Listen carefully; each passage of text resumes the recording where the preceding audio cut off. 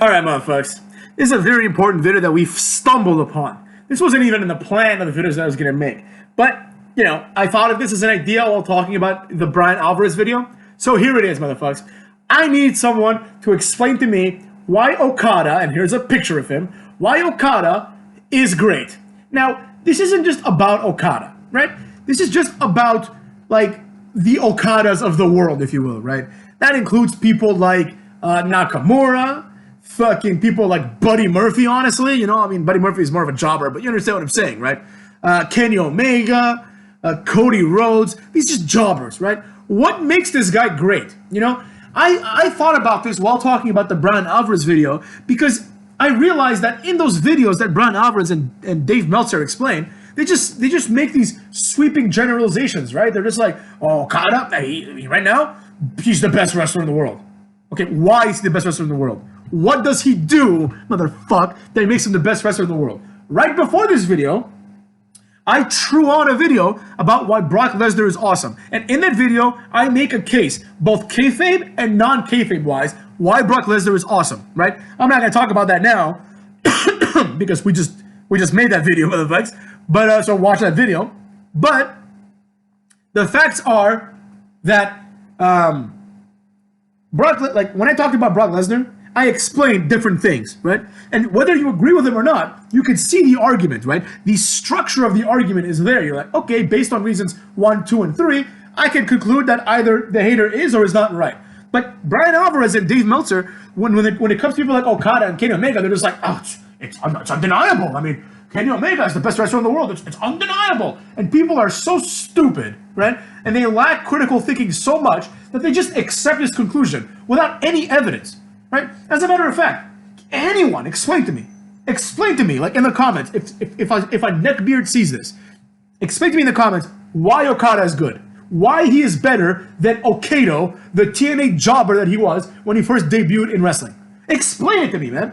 What makes him better? Why? Is he because he has a robe like Asuka or like Ric Flair? It's because he money falls from the sky? These are just like fucking derivative gimmicks. You know, these kind of derivative gimmicks, which, by the way, he stole that directly, motherfucks, from D'Angelo Dinero. Remember D'Angelo Dinero? The guy whose manager Okato was, who had that same thing, where money would fall from the skies? He took that completely, you know? So what I'm saying to you is this.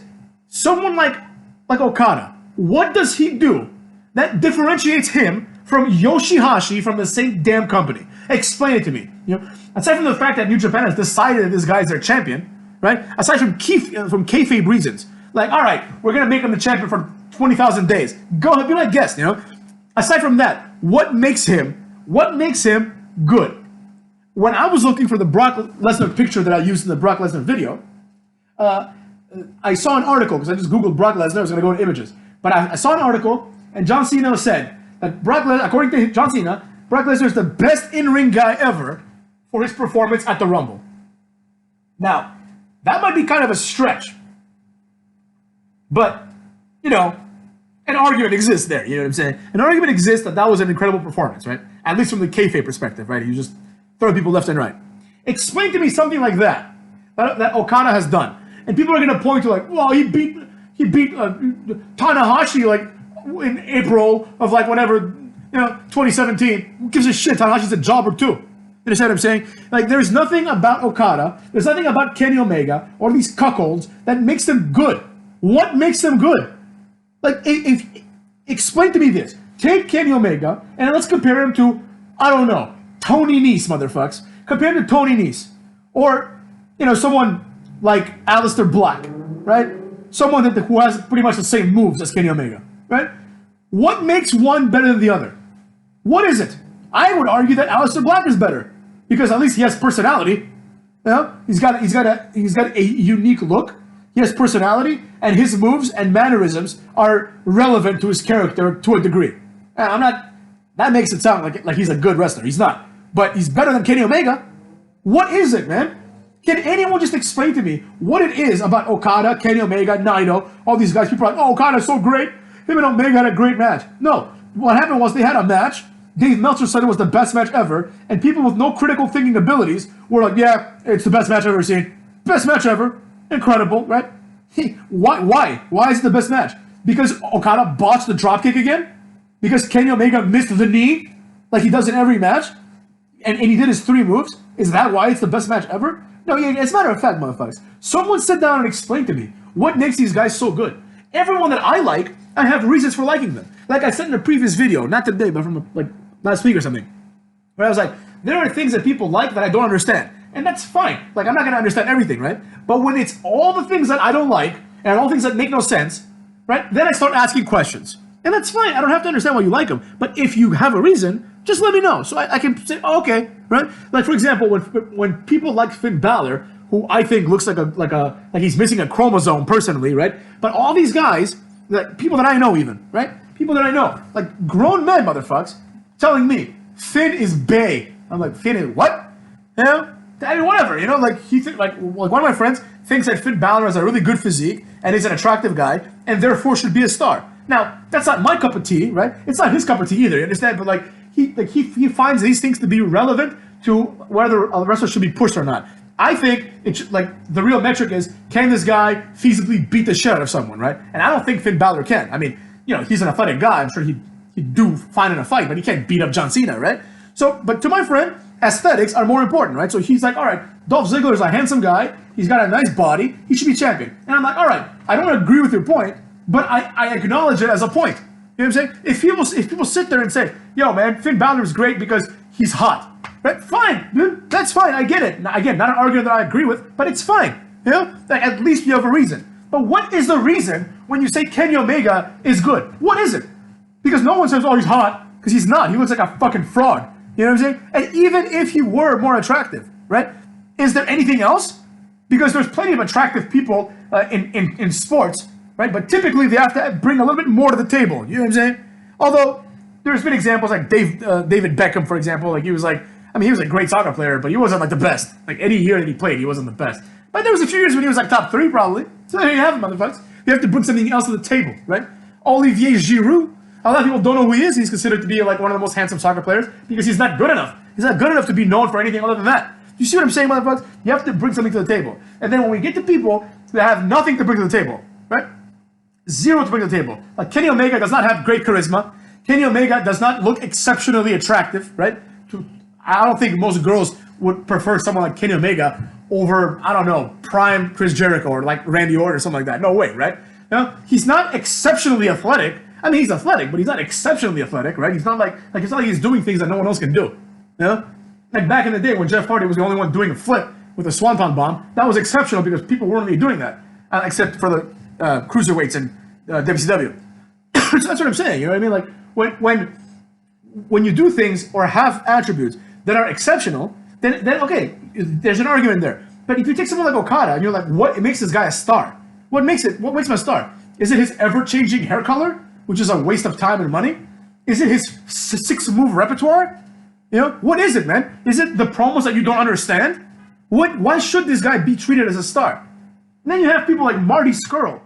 Like, in some YouTube videos, I see people still thinking like, oh, Marty Scurll would make a great leader for the Dark Order. By the way, what the hell is that all about, man? Dark Order is not this like main event faction. People are acting like, oh, who's the leader of the Dark Order? As if it's a big deal.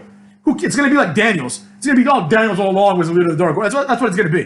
You know? And who cares about that? It doesn't even matter. You know what I mean? Like it's going to be something that people forget about in 2 weeks. But they're making it seem as if it's a huge deal. But fine, let's pretend it is for a second. People are like, oh, Marty Scurll should be the leader of the Dark Order. I'm like, Marty Scurll is billed at like 5'9", which means he's about 5'5" in real life.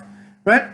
This guy shouldn't be leading anything in wrestling, number one. Number two, let's say he was the leader. What does he bring to the table? What's so great about Marty Scurll? He wears a plague doctor mask and carries on an umbrella and calls himself a villain. That's just to me, that's just lazy, man. That's some lazy shit. You know? So that's what I want. That's the homework, motherfuckers.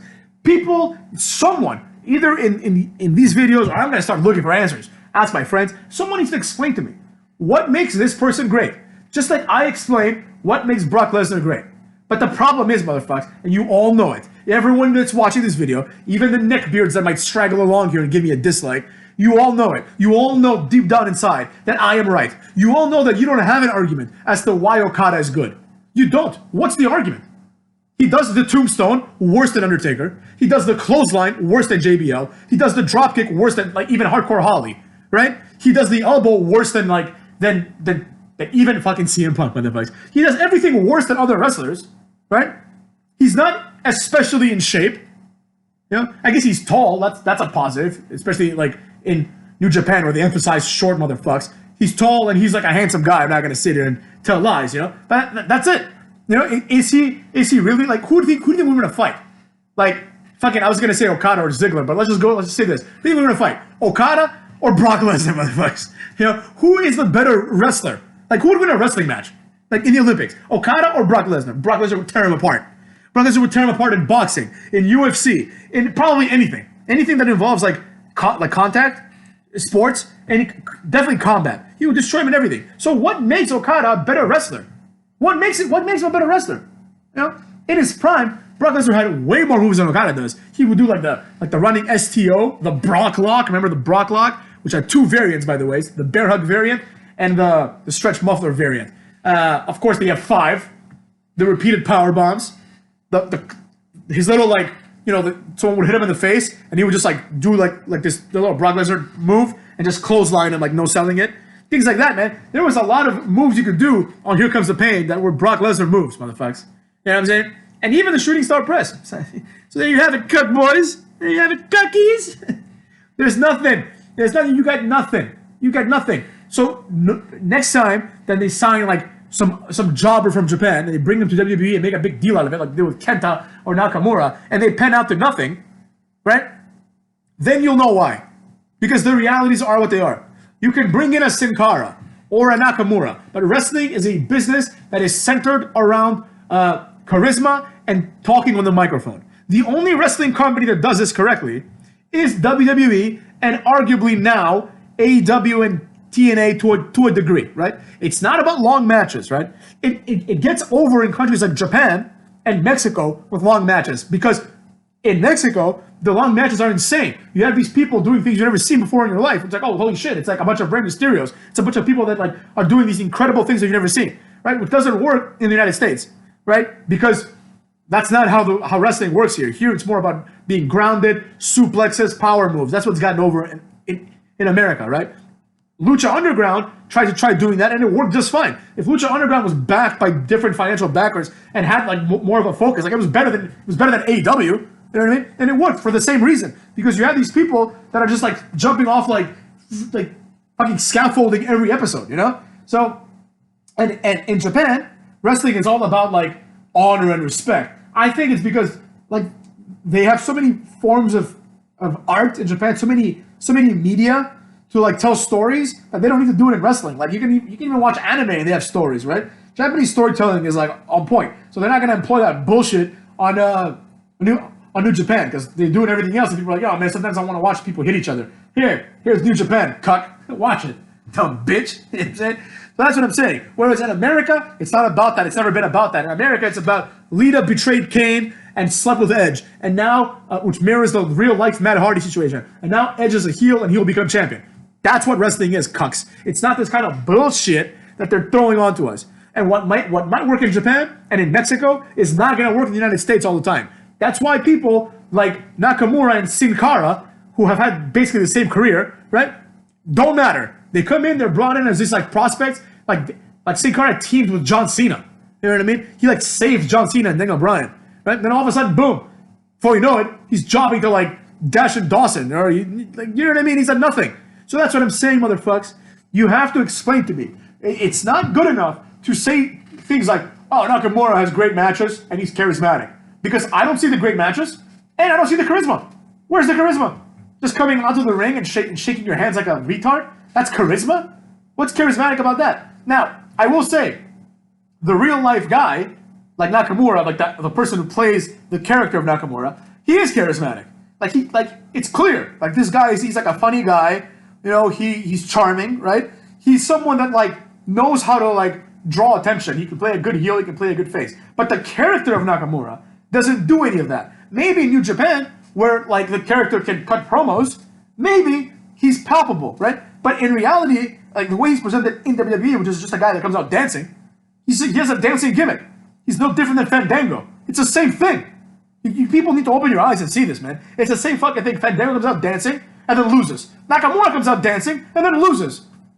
Fandango does more moves, obviously. He has a better physique. You know what I'm saying? He's better looking. He's better in every other way, except Nakamura, because he's from Japan and he paid his dues there. He comes in, wins the Rumble, nearly wins the WWE title, and then before probably Vince McMahon is like, no. This guy, probably what happened was Vince McMahon doesn't watch NXT probably, and when Nakamura came to Raw, he's like, this is the guy that we signed 2 years ago? I thought he was going to be huge, but look at him, he's a cuck. So he's like, no, pull the plug on this jerk off, right? Boom, you lose to AJ Styles, get out of here, cuck. That's what happened, you know? So, and the reason is that nobody can explain, not one person out there can explain what makes Nakamura good, what makes Okada good. And I need this to be explained to me, not by a Japanese person. I need this to be explained to me by an American or someone from the UK or someone like that. Japanese people might like Nakamura for biased reasons such as he's Japanese, right? Or they might like him because they saw him in Japan, understood his promos. You know, there might be different reasons that they have to like Nakamura. But I need to know from a Westerner's perspective, someone that watched them in New Japan, why is Nakamura and Okada good? Why is Kenny Omega good? Explain that shit to me, motherfuckers. Is it because Kenny Omega came out dressed as Jasmine and had a match with a little girl? Is that why he's good? You fucking weirdos. You hebephiles. And probably pedophiles as well. Anyways, motherfuckers, that's what I gotta say about this. Next, motherfuckers.